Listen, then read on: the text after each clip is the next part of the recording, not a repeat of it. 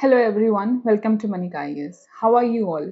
30 days approximately to go to prelims, and this is the most crucial times for the students who will be appearing this year in 2026. This is a time where you can actually make or break your chances. So just keep your calm, revise what you have read so far, strengthen your core, practice as much as you can, and be confident and then go and give the exam. And for 2027 appearing aspirants, this is the time where you can actually begin your preparation in very strategic manner.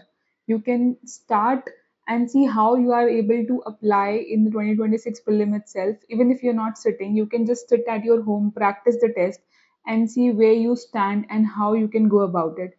Okay, so cover your PYQs before that so that you are little much aware of what UPSC is expecting from you to know.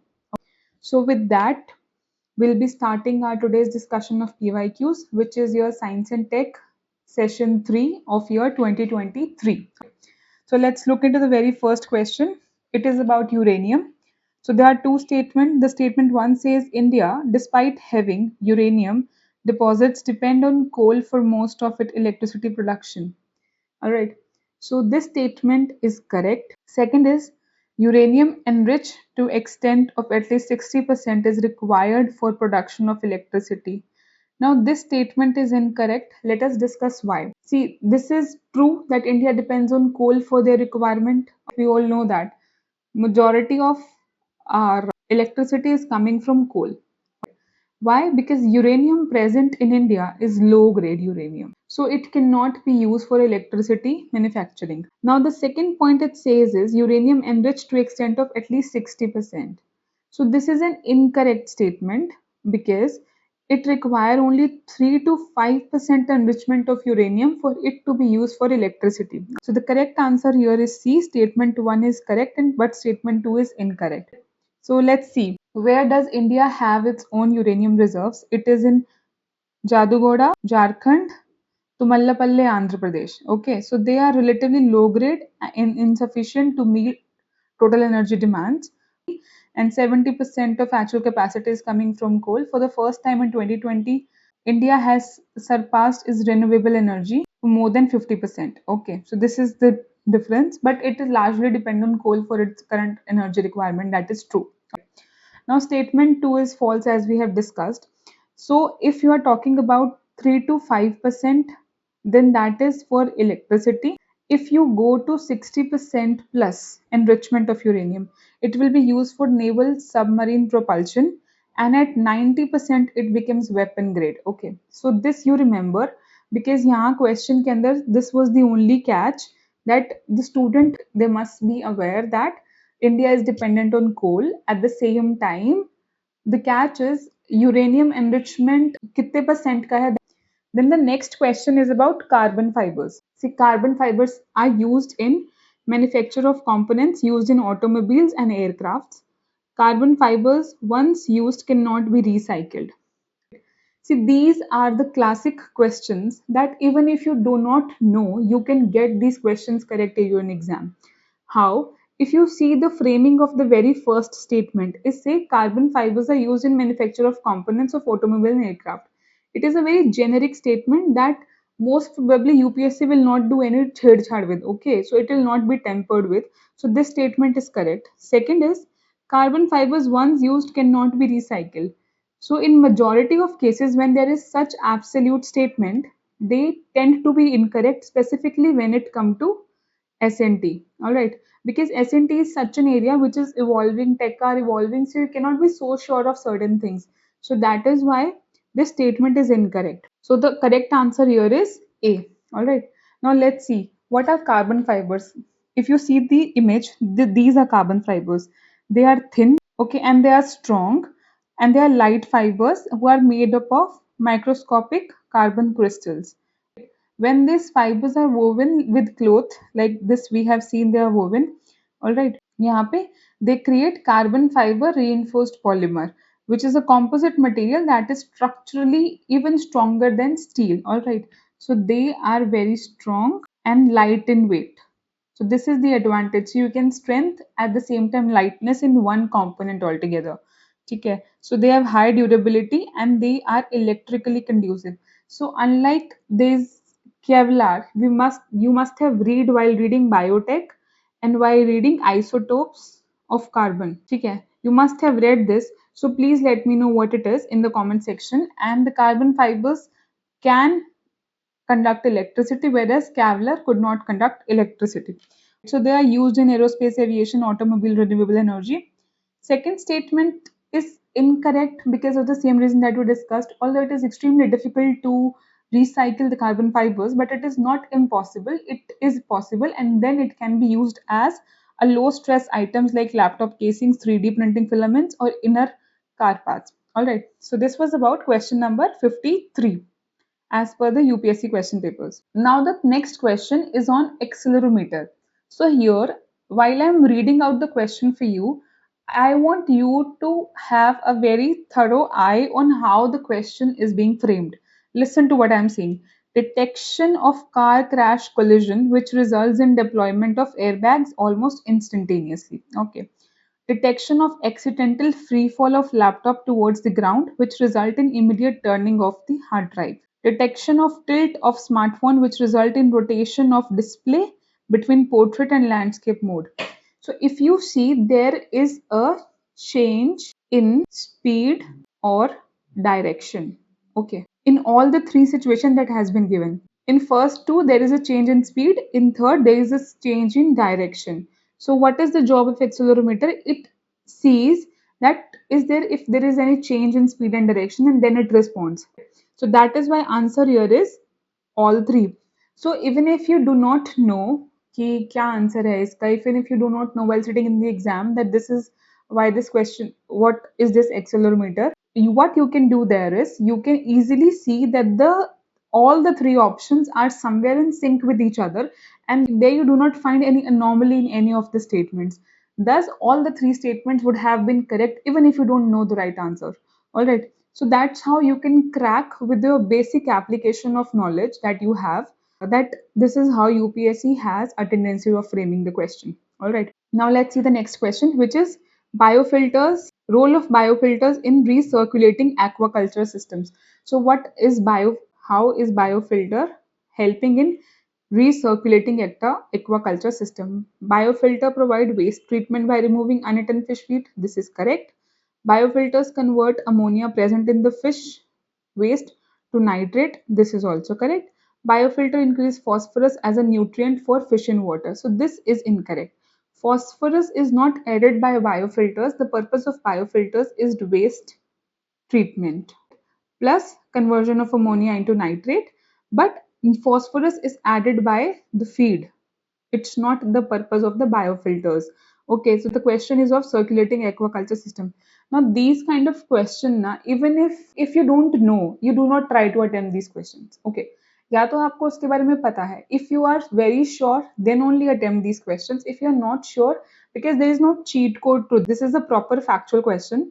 If you do not know, do not try to do a blind guess. You will end up losing your marks more than getting your marks. All right. So the correct answer here is 2, but these are the categorized as difficult questions. So the next is consider the following pairs: Cepheids, giant cloud of dust and gas in space; nebulae, they are stars which brighten and dim periodically; then pulsars, they are neutron stars that are formed when massive stars run out of fuel and collapse.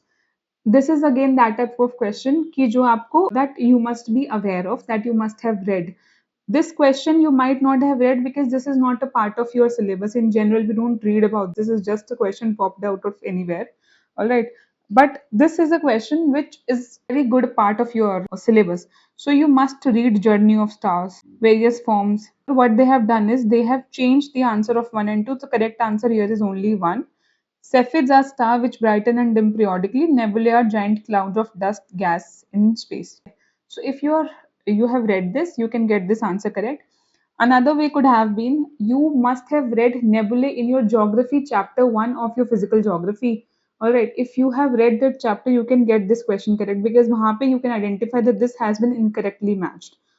So this is another cheat code that you could have used, but provided you must have read that chapter. All right. Now the next is which one of the following countries has its own navigation satellite? So the correct answer here is Japan.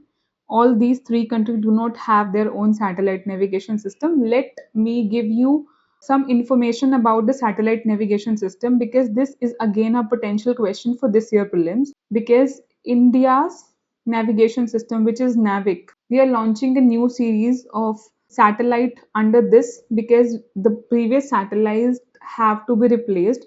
Another important point was its one of its satellite atomic clock stopped working. All right, that is why ISRO tried to place another satellite twice, but they were not able to do so. At present it is not functioning properly. All right, so this is another thing. Another important point is in the new series that India will be launching, they are using rubidium clocks. So far the clocks that India was putting in the satellites were imported, but these are indigenous clocks. All right, so let us go through it. So global navigation satellite system, if we see, United States have GPS, which we all use, global positioning system. Then Russia has GLONASS, which is, both of them were developed by during the Cold War for military use. ठीक है? So GLONASS was developed by Russia as a response to American GPS. Then European Union has Galileo. Unlike GPS and GLONASS, which is operated by military, Galileo is a civilian controlled global positioning system. Then China has Beidou navigation system satellite. So this is again fully functional in 2020. Now, what India and Japan have are not global navigation system. All right, they are regional navigation system, where all these four cover entire globe. They cover only particular region. All right, so like Asia region. For India, NAVIC navigation with Indian satellite. So it cover entire landmass of India, extend up to 150 kilometer beyond borders. Now this is an important point. This has previously been asked by UPSC as well. So remember this, that it covers landmass plus 1500 kilometers beyond border. This is extremely important point. Another thing is it relies on core constellation of seven satellites. There are seven satellites, three in geostationary and four in geosynchronous orbit. You better know that three are in geostationary, four are in geosynchronous. This is the exact same statement that UPSC asked in 2018 question paper. You can go and check, it is there. So this was the question that was asked in 2018. Be prepared with this area also, because this might be asked this year as well. Now, Japan has quasi-Zenith satellite system, also known as Michibiki. This is a regional system heavily focused on Asia-Ocean region. All right. Next question is about ballistic missiles. All right, and cruise missiles. So, ballistic missiles are jet propelled at subsonic speed throughout their flight, while cruise missiles are rocket powered only in their initial phase of the flight. Now, यहाँ पे very smartly what UPSC has done is again interchanging of the statement. What they have written for ballistic is true for cruise, and what they have written for cruise missile is true for ballistic missile. So this is a very standard topic that you must be aware of before sitting in the exam, because this is basic part of your defense tech. Then next is Agni 5 is a medium range supersonic cruise missile, while BrahMos is a solid fueled intercontinental ballistic missile. This is again what they have done is interchange. So Agni 5 is India's top notch missile. All right, it is an intercontinental missile. So in both the thing they have changed the statement. So the correct answer here is neither of the above. All right. Another thing that you remember is the trajectory of ballistic missiles is parabolic, like it is there. It is like a parabola. Okay. Cruise generally goes like a drone. Okay. So once they are rocket powered ballistic missile in the initial launch phase, as we have discussed in the question. Once the rocket fuel burn out, the missile leave the Earth atmosphere and through the edge of the space and then fall back down on the target guided purely by the gravity. So this is what is referred to as para trajectory. So यहाँ तक इसका rocket fuel जब खत्म हो जाता है, it falls due following this trajectory. Okay, and this is the principle of operation of ballistic missile. Cruise missile, they are small unmanned airplanes like drones, as we have discussed, and they are jet throughout their entire flight. All right, so they follow very close to the earth. This is how they avoid radars also. Agni 5, as we have discussed. Next is your gold mercury pollution पे question है. Gold mining activity is a source of mercury pollution. Coal-based thermal power plants cause mercury pollution. There is no known safe limit of exposure to mercury. Now, in this question, is two statements again are very generic, first and second. Third is again an extreme statement. There is no known safe level of exposure to mercury. Now this statement is incorrect. Rest two are correct. So the answer is B. But you remember here one thing very clearly. WHO has said the same statement for lead. So what UPSC has intelligent done is change lead with mercury and put the same statement. All right. So if the question would have been about lead, that there is no safe known limit to exposure to lead, that statement would have been correct. But when it comes to mercury, it is some point micrograms per kg per body weight. Okay, so that is the limit, safe limit that WHO has said for mercury. And gold mining also lead to mercury pollution. Coal-based thermal plants also lead to mercury pollution. So that is correct. Now next is, so yeah, see, provisional tolerable weekly intake limits and reference doses for mercury are 1.6 micrograms per kilogram per body per week. All right. So this is the safe limit and it is known as PTWI. And if you see, artisanal and small scale gold mining is the largest source of human made mercury pollution globally. This is another point to take care of, that gold mining and artisanal mining is the largest source of mercury pollution. They mix liquid mercury into river sediment to bind with tiny gold particles and they create amalgam, and then they burn this amalgam to evaporate the mercury, leaving the gold behind, as a result of which mercury is released in the atmosphere. First they use the mercury to bind to form the amalgam, then they, in order to get the gold from the seas, and then when they get the amalgam, they evaporate the mercury, leading the mercury pollution in the atmosphere. All right. Rock coal naturally contains trace amount of heavy metals including mercury. When thermal power plants burn millions of tons of coal to generate electricity, that trace mercury is vaporized. Okay, so this is trace amounts mein hota hai, and this is the largest source of human made mercury pollution. Another question is on green hydrogen. So before we start our discussion on green hydrogen, I'll tell you one thing. This is the paper that we are discussing for 2023. There is a question on green hydrogen. In 2024, what UPSC has done has taken this particular statement and frame another question on in 2020. All right. So 2023 and 2024, they have repeated the same topic in a different form. Plus, this green hydrogen has been in news so many of time this year that it is a potential question for 2026 prelims also. All right. So be very well versed with the green hydrogen, and we are discussing the topic right here so that there is no confusion left. So we'll be discussing it here also. We'll be discussing in 2024 discussion also.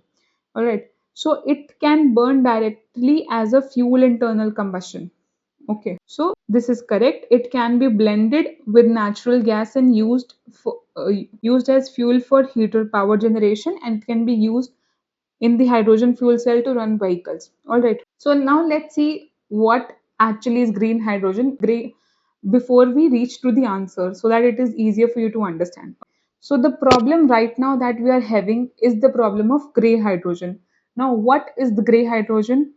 This is 90% of world hydrogen which is made currently. It's gray hydrogen. It is extracted from fossil fuels, primarily through natural gas and methane. So the source of gray hydrogen is natural gas and methane, and they release massive amount of CO2. So this leading to pollution. Okay. Then blue hydrogen is the transition between gray hydrogen to green hydrogen. This is, although this is made from natural gas, but the resulting CO2 emission is what we are capturing, and using carbon capture storage technology, we are storing them underground. So this is an add-on that we are doing to the natural process. All right. Gray hydrogen leading to global warming because they are releasing carbon dioxide, and what we are doing in blue hydrogen is taking that CO2 using the carbon capture and storage method, bury that under the underground. Okay, so this is what we are doing in blue hydrogen. Now, what is green hydrogen is produced by known fossil fuel source. All right. So without using any fossil fuels, we are producing it. How we are producing it? By simple water, H2O. We are splitting H2O into hydrogen and oxygen using electric current. Crucially, the important point is if you are generating this and if you are using water, then using electricity, that we are sending like electric current here, right?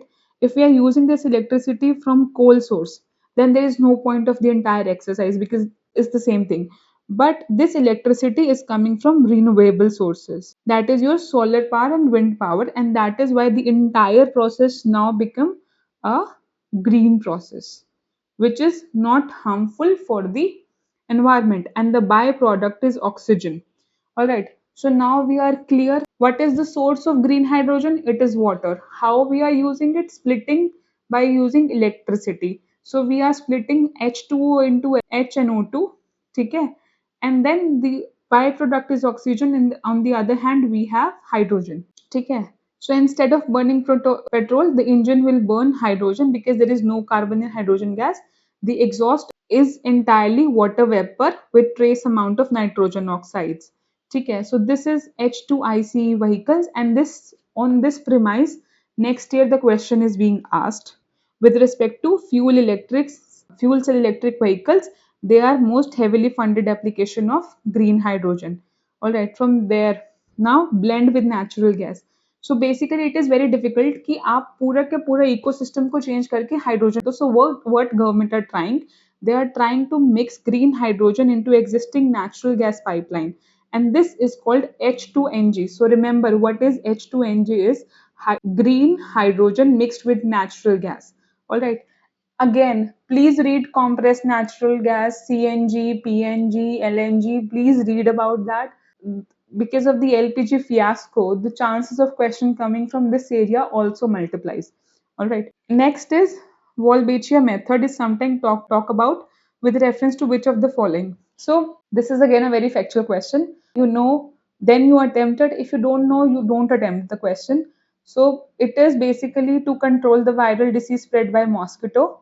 All right. So this is, correct answer is A. But this is a very factual question. There is nothing to understand in this question. All right. What is aerial metagenomics? ठीक है. So aerial metagenomics. Now the things, there are three words in it. Let us break down. What does aerial depict? It says air. ठीक है. Meta and genomics depict genome, and depicts vast. ठीक है. जैसे Meta data जिसको बोलते हैं, तो vastness. The options are collecting data samples from air in a habitat at one go, understanding the genetic makeup of avian species of habitat. So in any of the definition, if we find these three elements, that definition become correct. Using airborne devices to collect blood samples from moving animals, sending drones to inaccessible areas to collect plant and animal samples from land surface and water bodies.